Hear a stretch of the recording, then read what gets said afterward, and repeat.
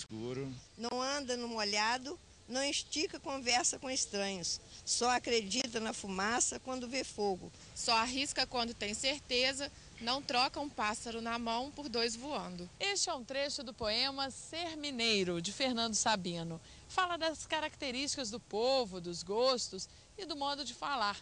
O que, para conhecer mesmo, basta ouvir com atenção algumas palavras. Pouco faz. Escuro. O que você acabou de ouvir é, segundo alguns estudiosos, o autêntico falar mineiro. O professor Mário Zagari, da UFJF, identificou 3 tipos de modos de falar no estado de Minas. O falar baiano, partindo do norte até a linha no sentido leste-oeste. O falar paulista, encontrado entre as regiões sul e oeste até o Triângulo. E, por fim, o falar mineiro, usado na Zona da Mata e Campo das Vertentes.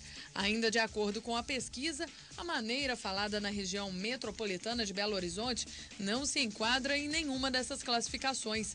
O local se caracteriza por um falar próprio. Baseado neste estudo, a professora da Faculdade de Letras da UFJF, Patrícia Cunha, iniciou uma outra linha de pesquisa. Durante o pós-doutorado na UFMG, ela se dedicou a descobrir qual a origem, então, do nosso modo de falar. Eu busquei as características que ele atribui ao nosso falar mineiro, falar juiz-forano, e busquei, então, evidências no passado, pontualmente no século XIX, a origem, então, dessas particularidades do nosso falar.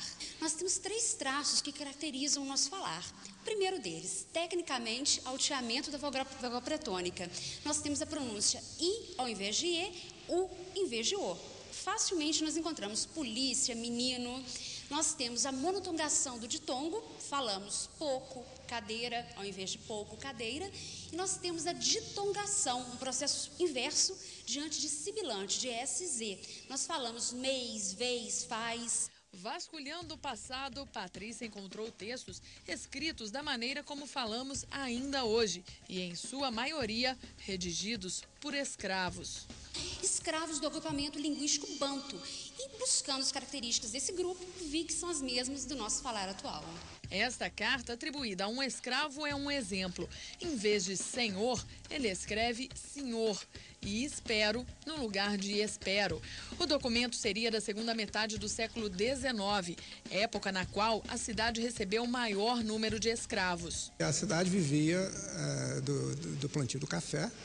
E todos os fazendeiros e os barões, habitantes de Juiz de Fora, cidadãos de Juiz de Fora, possuíam um grande cabedal de escravos.